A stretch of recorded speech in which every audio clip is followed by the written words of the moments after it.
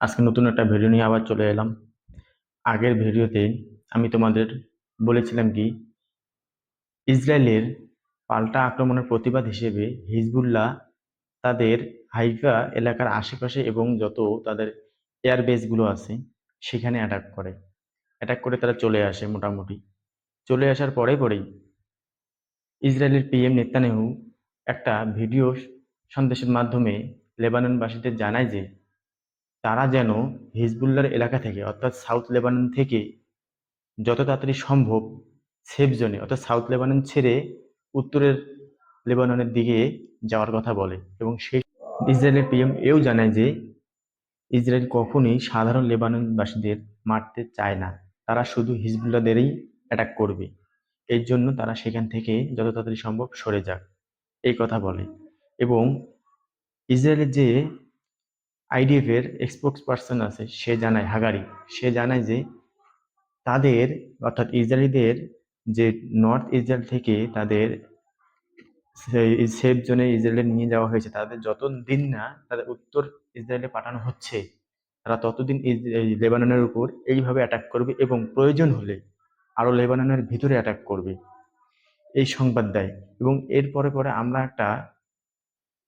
এটা একটা অলৌকিক ক্ষমতার একটা নিদর্শনও পেয়ে থাকি যে তারা কিভাবে লেবাননের টেলিকম সেক্টরকে হ্যাক করে এবং মোটামুটি 10,000-এর মতো মোবাইল ইউজার্সদের কাছে তারা এই নিউজটি অর্থাৎ এই বার্তাটি মেসেজের মাধ্যমে এবং কলের মাধ্যমেও পাঠাতে সক্ষম হয়।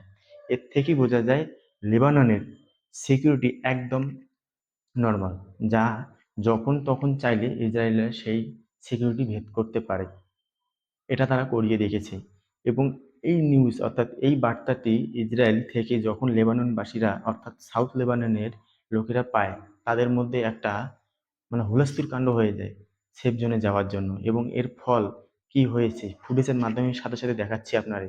যে যেভাবে পারছে বাঁচার জন্য তারা সেফ জোনে যাওয়ার জন্য বাড়ি থেকে বেরিয়ে পড়েছে। একদিনের আলটিমেটাম।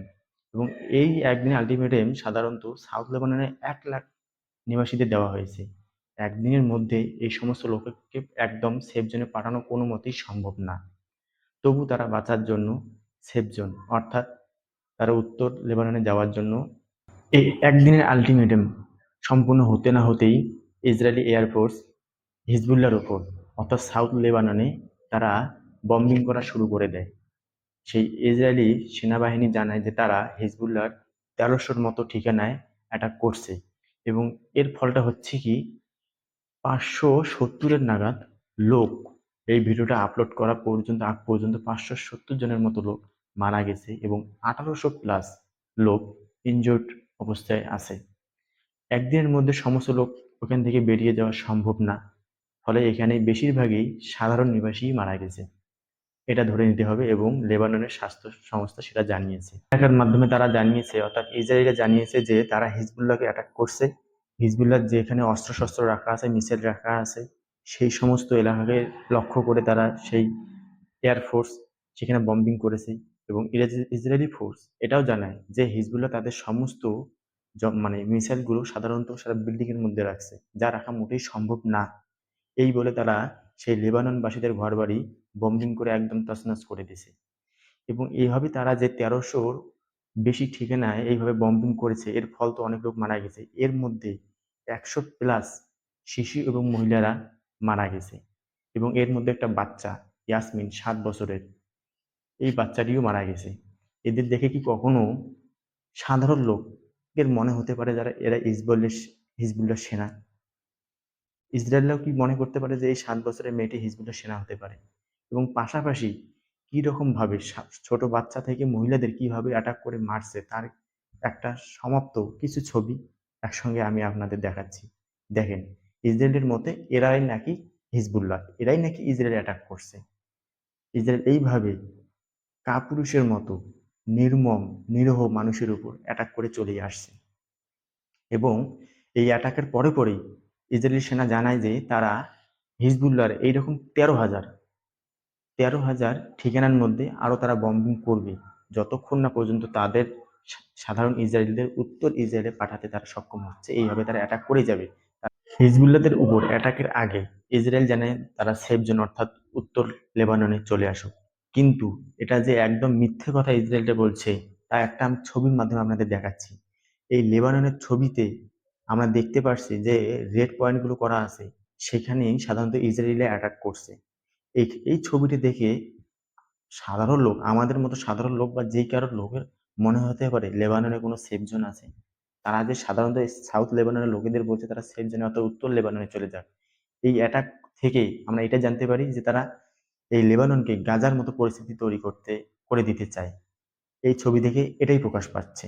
সাউথ লেবানন থেকে লেবাননবাসীদের উত্তর লেবাননে আসা, তাদের থাকার ব্যবস্থা করার জন্য লেবানন সরকার 89 শেল্টার হোমের ব্যবস্থা করছে। এখন সেই সমস্ত লোক যারা সাউথ লেবানন থেকে উত্তর লেবাননে চলে আসছে তারা সাধারণত এখানেই থাকবে।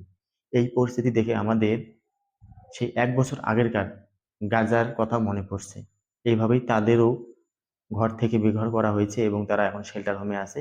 সেই লেবাননেও একই পরিস্থিতি শুরু হচ্ছে। এখানে আমরা এটাই দেখতে পাচ্ছি।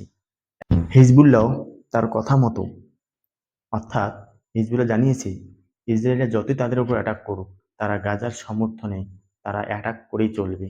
সেই কথা মতোই, অর্থাৎ তাদের 1300 ঠিকানায় অ্যাটাক করা সত্ত্বেও হিজবুল্লাহ ইসরায়েলের উপর অনবরত অ্যাটাক করেই চলছে। গত ভিডিওতে আমি বলেছিলাম যে হিজবুল্লাহ ফাদি 1 ফাদি 2-র মতো মিসাইল দিয়ে উত্তর ইসরায়েলে অ্যাটাক করেই চলছে।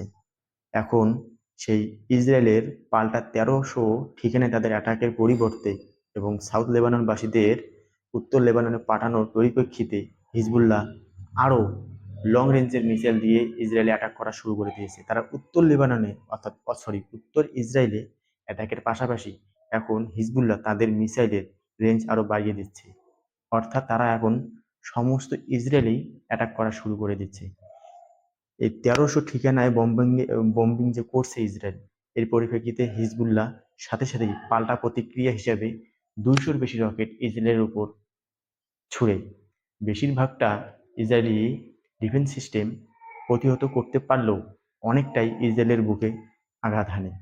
এরই মধ্যে আরও একটা নিউজ ইসরায়েলি সেনাই প্রকাশ করে জানায় যে হিজবুল্লাহ তাদের একটা ব্যালিস্টিক মিসাইল দিয়ে তারা তেল আবিবে অ্যাটাক করছে।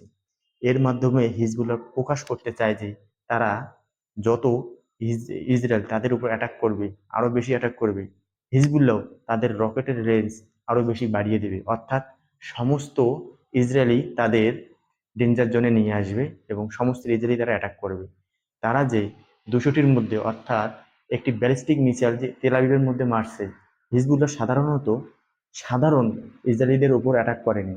হিজবুল্লাহ জানায় যে তাদের এই আক্রমণ অর্থাৎ এই ব্যালিস্টিক মিসাইলটি তারা মোসাদ অর্থাৎ তেল আবিবে মোসাদের যে অফিস আছে, যারা সেখান থেকে সাধারণত কমান্ডিং করে থাকে, সেই অফিসে তারা এই ব্যালিস্টিক মিসাইলটি অ্যাটাক করছে এবং ভবিষ্যতে এর থেকে আরো বড় বড় মিসাইল তারা অ্যাটাক করবে।